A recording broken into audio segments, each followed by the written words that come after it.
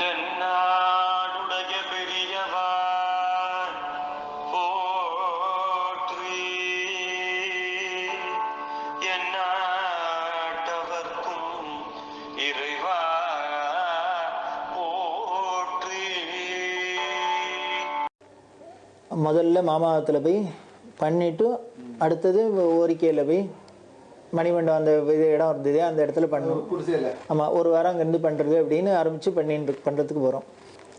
ஆரம்பிக்கலாம் அப்படின்னு நான் உட்காந்து ஆரம்பித்தோடனே தடன்னு அந்த மாலை அந்த இதெல்லாம் அப்படியே மாமா ஃபோட்டோலேருந்து கீழே விழுந்தது. விழுந்தோடனே ஸ்ரீராம் சொன்னா, தாத்தாவை உத்தரவு கொடுத்துட்டா, இன்னும் அவங்க பிரசாதம் கொடுக்குறா, போட்டுங்க அப்படின்னா அந்த மாலையை போட்டால்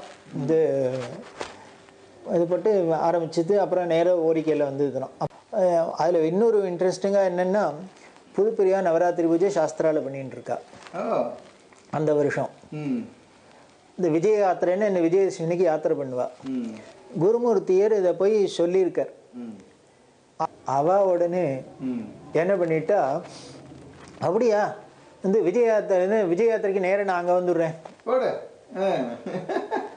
அப்படின்னு சாயந்தரம் தானே இவ சாயந்தரம் பூஜையை முடிச்சுட்டு இவ கிளம்பி வரேன்னு வந்துட்டா. அன்னைக்கு ராத்திரி சொப்பனத்தில் பெரியவா இருக்கா, எங்கள் அப்பா வந்து தலையை க்ஷவரம் பண்ணுறாப்புல. பெரியவா அப்படி எங்கேயோ நிற்கிறா, வந்து எங்கள் அப்பா என்ன திடீர்னு என்னை விட்டு தலையை விட்டு க்ஷவரம் பண்ணுறாப்புல. மூச்சு நூட்டேன் திடீர்னு.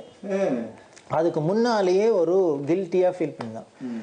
பெரியவா விஷயத்தை பண்ணுறோம் வந்து ஒரு ட்ரெஸ் கோடு ஒரு டிசிப்ளின் கூட இல்லைன்னா எப்படி?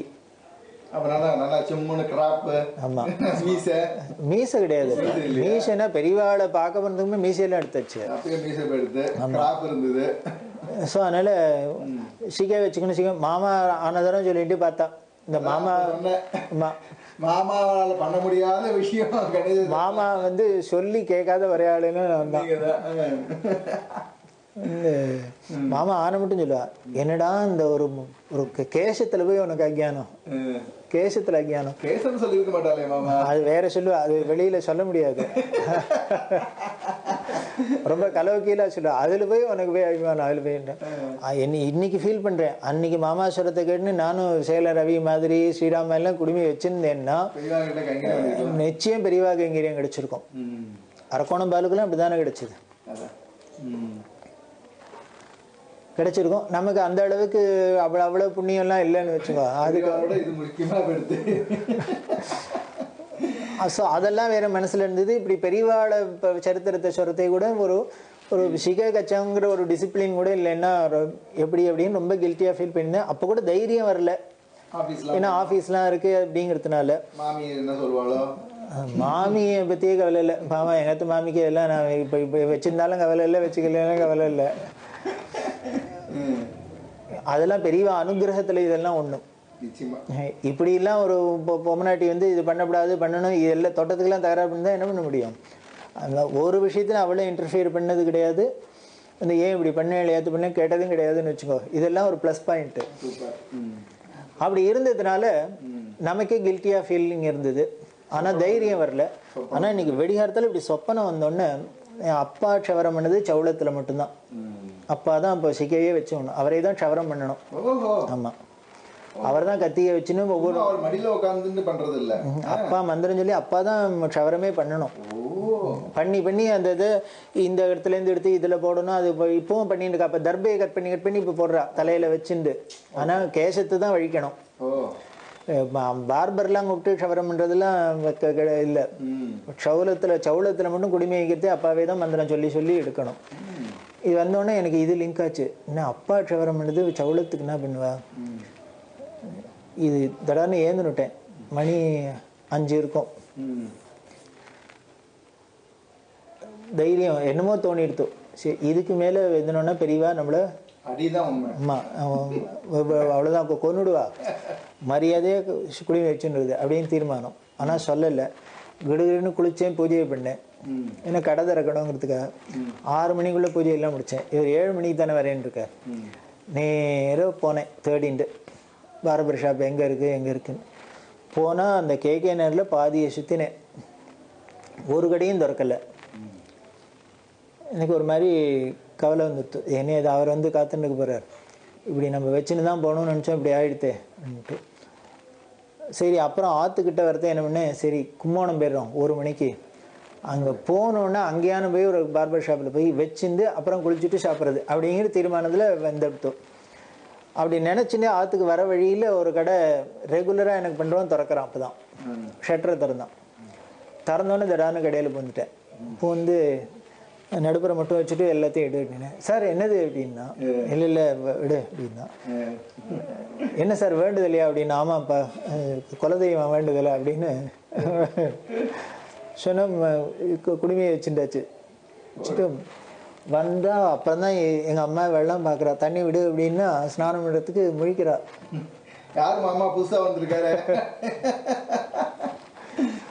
வச்சுனே நான் குளிச்சுட்டு அதுக்குள்ளே மணி 8 ஆகிடுது. நான் பயந்துட்டே வரேன், இவர் வந்து கத்த போகிறாரே அப்படின்னு. ஆனால் நான் வரேன், ஆற்றுக்கு வந்து 7:30 மணிக்கு வரேன், அப்பவும் இவர் வரல. இவர் வரலன்னு அப்பா சந்தோஷம். சரி போய் குளிச்சுட்டு வரலான்ட்டு குளிச்சுட்டு நான் ட்ரெஸ் பண்ணி வேஷ்டி கட்டிக்கலான்னு வெளியில் வரேன். அப்போ தான் இவர் வர்றார், ராமரத்னம். ஏன்னு என்னை பார்த்தோன்னே என்னது இது அப்படின்னாரு. அவருக்கு ஆச்சரியம், சொல்லவே இல்லையே அப்படின்னாரு. எனக்கே தெரிஞ்சான்னா உங்களுக்கு சொல்கிறதுக்கு. அவருக்கு ஒரே குஷி, ரொம்ப சந்தோஷம் அவருக்கு. புதுப்பிரியா பார்த்துட்டு ஆச்சரியப்பட்டாரா? புதுப்பிரியா கையில் வரத்தையே ஒரு பெரிய ரோஜா மாலை, வேன்லேருந்து இறங்குறதுக்கே அவளுக்கு யாரோ மாலை கொடுத்துருக்கா. அந்த வாசலில் மடத்து வாசலில் பொண்ணு கொடுத்து மாலை கொடுத்துருக்கா. இவன் என்ன பண்ணா, அதை வாங்கி நிற்காத கழுத்தில் போட்டுக்காத கையில் பிடிச்சின்னு வந்துட்டா. குடு அப்படின்னு கையில் பிடிச்சின்னு வந்து நேராக வந்தா. போடுது அவர் கழுத்தில் அப்படின்னா ஒரு சால்வையை பொத்துச்சுன்னா. எழுத்தாப்புலே நீங்க அன்னைக்கு பிரவச்சனம் பண்ணல. அன்னைக்கு இந்த அவ அந்த பக்கம், அந்த பக்கத்துல பின்னால அவ ரூம்ல இருக்கா. இன்னைக்கு 2 நாளைக்கு அங்க தங்குறதா வேற பிளான். அவ வடவடங்களையோ அது வடவடதான். இது என்ன இவர் வேற யாரும் கூப்பிட்டா வந்தார் அப்படின்னா இந்த குருமூர்த்தி கிட்ட சொன்னேன், மாமா நீங்க என்ன இப்படி எல்லாம் மாட்டி விடுற, அவ இதுக்கெல்லாம் எப்படி பேசுது. யோ நான் கூப்பிட்டேன்னு, ஏன்னா பத்திரிகை கொடுத்து இப்போ நடக்க போறதுன்னா அப்படியா தாராளமா நான் வரேன் அப்படின்ட்டார். நான் என்ன பண்ணுவேன் அப்படின்னாரு. சூப்பர்.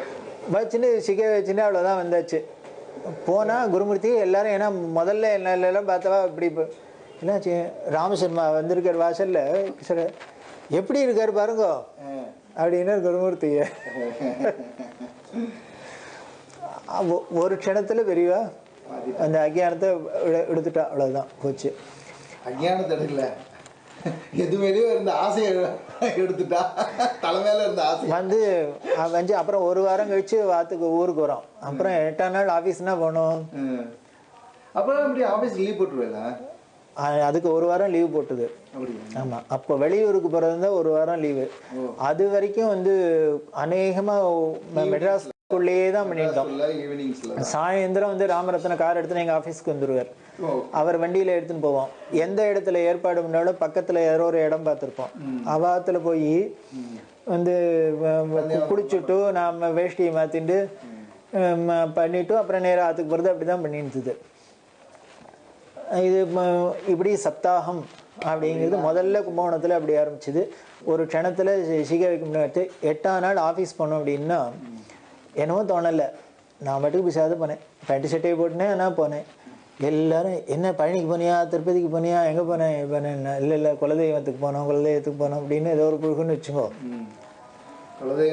ஆமாம் பண்ணி அது அப்புறம் நேச்சுரலாக போயிடுது. அதனால அப்புறம் சர்வாங்க ஷவரத்துக்காக போவோம். இங்கேருந்து பம்மலுக்கு போவோம். மாதம் பம்மலில் போய் ஷவரம் பண்ணிட்டு ராமநாதன் ரவாத்தில் போய் உட்காந்து அவருக்கு வர ஆளை சொல்லி ஷவரம் பண்ணிட்டு அப்புறம் ஆஃபீஸ் போகிறதுலாம். அப்புறம் இதுக்கு கேப் வச்சுக்கணும் அதெல்லாம் ஒன்றுமே தோணலை. ஒரு நாளைக்கு சிம்சனில் பார்த்துட்டு வைத்தாமாமா கேட்டார், இப்படியே ஆஃபீஸ் போகிற தொப்பி எப்படியே வச்சுன்னு போக மாட்டியா அப்படின்னார். என்னமோ தோணலை இது மறைச்சிக்கணும்னு. அது எல்லாருக்கும் பழகியும் எடுத்துன்னு வச்சுக்கோ. இந்த பேண்ட் ஃபுல் ஷர்ட் போட்டு இருக்கு, அது யாரு? அதுதான் நான் தான்.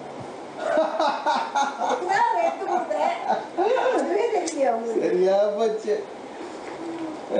இப்படி இருந்த டாஃபே கணேசன், மிஸ்டர் கணேசன் அப்புறம் அது யார் பக்கத்துல உட்காந்துருக்காரு யார் வரிசையா? இதுதான் எங்கள் சேர்மன் சிவசைலம். ஓ, அவர் கண்ணாடி போட்டுருக்காரு, அவர் தான் சிவசைலம். அவர்கிட்ட தான் நான் ஏதோ எக்ஸ்பிளைன் பண்ணிட்டு இருக்கேன். ஓ, பக்கத்தில் மல்லிகா ஸ்ரீனிவாசன். ஆமாம். அப்புறம் இன்னும் எல்லா டாப் எக்ஸிக்யூட்டிவ்ஸ் எல்லாம் டஃப் எக்ஸிக்யூட்டிவ்ஸ் எல்லாரும். ஓ, ஸோ மிஸ்டர் கணேசன் இன் டாஃபே, அப்புறம் டாஃபே கணேசனா மாறினீங்களா அதில்? இதுதான் வந்து அப்புறம் உபன்யாச கணேசன். அப்போ கூட நீங்கள் டாஃபே கணேசன் தானே? டாஃபே கணேசன் தான்.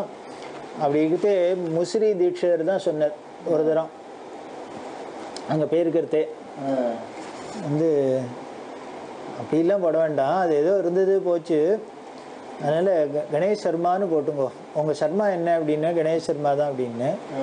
நல்லதாக போச்சு, அப்போ அப்படியே போடுங்க கணேஷ் சர்மானே போடுங்க அப்படின்னு.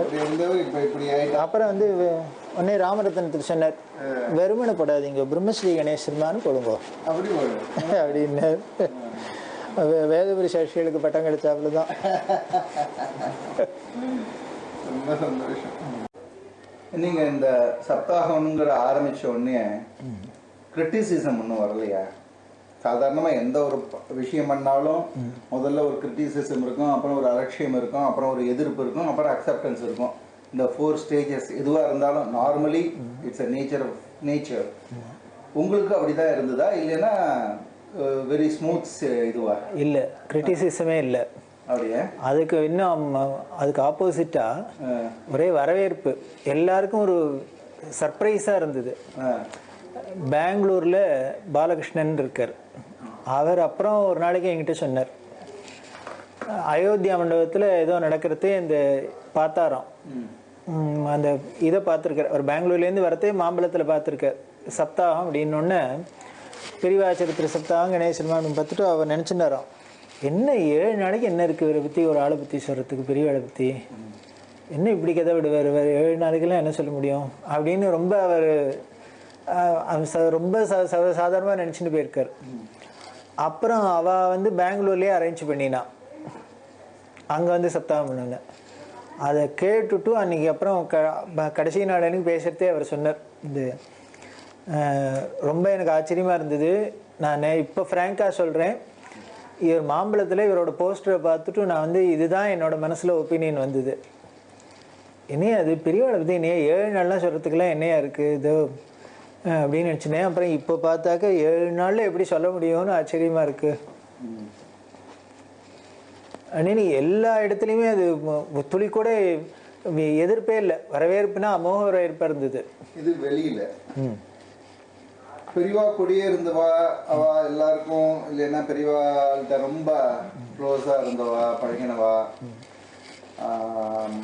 அவளுக்கெல்லாம் வந்து நம்ம பெரியவா அப்படிங்கிற ஒரு எண்ணம் எல்லாருக்குமே உண்டு. அப்படி இருக்கும்போது இவருக்கு என்ன தெரியும், இவர் என்ன இவ்வளவு தூரம் சொல்றது அப்படின்னு அது மாதிரி ஒரு எண்ணம் வரலையா? அதாவது எங்கிட்ட யாரும் அப்படி வந்து ரியாக்ட் பண்ணல, எங்கிட்ட நேர யாரும் அப்படிலாம் பண்ணல. பெரியவாள்கிட்ட இன்க்ளூடிங் பெரியவாள்கிட்ட க்ளோஸாக கைங்கரியம் பண்ணவாள்லாம் கூட என்னை பார்க்குறதுலாம் ரொம்ப பெருமையாக சொன்னா. அதுவும் ஒரு தரம் இன்னும் வச்சுருக்கேன், ஸ்ரீகண்ட மாமா பொதுவாக யாருக்கும் எதுவுமே அவர் பிரசாதம் கொடுக்குறதுலாம் வச்சுக்க மாட்டார். ஒரு நாளைக்கு ராத்திரி அங்கே படுத்திருந்தேன், இவர் பார்க்க இவரும் ஹாலில் படுத்திருந்தேன், 2 பேரும் பேசியிருந்தோம். கார்த்தால் ஏந்தணுன்னு அவர் உள்ளுக்குள்ளே போய் அதிஷ்டானத்தில்ங்கிறது பெரியவாளுக்கு அத்திருந்த ஒரு சந்தன மாலை ஒத்துரும் இல்லை. காலங்காலத்தில் அவர் உள்ளுக்குள்ளே போயிருக்கார், உள்ளே பிரேட்சணம் பண்ணுறார், நான் வெளியில் இருக்கேன். ஏய் இந்தடா டஃபே, பெரியவாளை பற்றி உபன்யாசம் பண்ணிக்க, இந்த உனக்கு தான் இந்த பிரசாதம் அப்படின்னு இந்த மாலயத்துக்கு என் கழுத்தில் போட்டார். அப்படியே நந்திகேஸ்வரர் கையால் வாங்கிட்டேல. எல்லாரும் வந்து என்னை பொறுத்த வரைக்கும் என்கிட்ட இதுவாக தான் பேசியிருந்தா. ஆனால் எனக்கு பராபரியாக காதில் விழுந்தது, சில பேர் வந்து ஒரு தாபப்பட்டிருக்கா அப்படின்னு, அது கூட வந்து ஓ நம்ம சொல்லாத சொல்கிறாளேங்கிற எண்ணமாக இருக்கலாம். ஆனால் அப்படி ஒன்றும் நெகட்டிவாக ஒன்றும் அப்படி சொல்கிறாப்புல ஒன்றும் இதுவே இல்லை, எல்லாம் ஒரே பாசிட்டிவாக, எல்லாருக்கும் ஒரே சந்தோஷம். இது ஒரு டாக்ஸ் வந்திருக்கு, சில பேர் எழுதி நானே பார்த்துருக்கேன். என்னென்னா இதே மாதிரி பெரியவாளை ப்ரொஜெக்ட் பண்றதுல பெரியவாளை ஒரு மிராக்கல் மேன் மாதிரி நிறைய ப்ரொஜெக்ஷன் வருது. அவளுடைய அந்த அற்புதங்கள் சொல்றது, அவளுடைய இதெல்லாம் சொல்றது. இதை விட பெரியவாளே சொன்ன தெய்வத்தின் குரல் இருக்கு, அதை ஒண்டி கான்சென்ட்ரேட் பண்ணி அதை படிச்சு பெரியவா சொன்ன விஷயத்த ஃபாலோ பண்றது. பெரியவா சொன்ன தெய்வத்தின் குரலை படிக்கிறது, பெரியவா சொன்ன தெய்வத்தின் குரலை படிச்சுட்டு அதில் நம்ம ஃபாலோ பண்ணுறது. அதை விட்டுட்டு இதே மாதிரி ஒரு அற்புதங்கள், இதே மாதிரி பர்சனல் எக்ஸ்பீரியன்சஸ் ஆஃப் டிவோட்டீஸ் இதெல்லாம் எதுக்காக ப்ரொஜெக்ட் பண்ணிட்டு பெரியவாளுடைய ஸ்டேச்சரையோ பெரியவாளுடைய அவதாரத்தையோ டைல்யூட் பண்ணணும்? ஏன் அப்படி பண்ணணும்? அது அப்படி பண்ணுற மாதிரி தானே இருக்கு அப்படின்னு ஒரு கமெண்ட்ஸ் இருக்கு. அது நீங்கள் என்ன நினைக்கிறீங்க அதை பற்றி?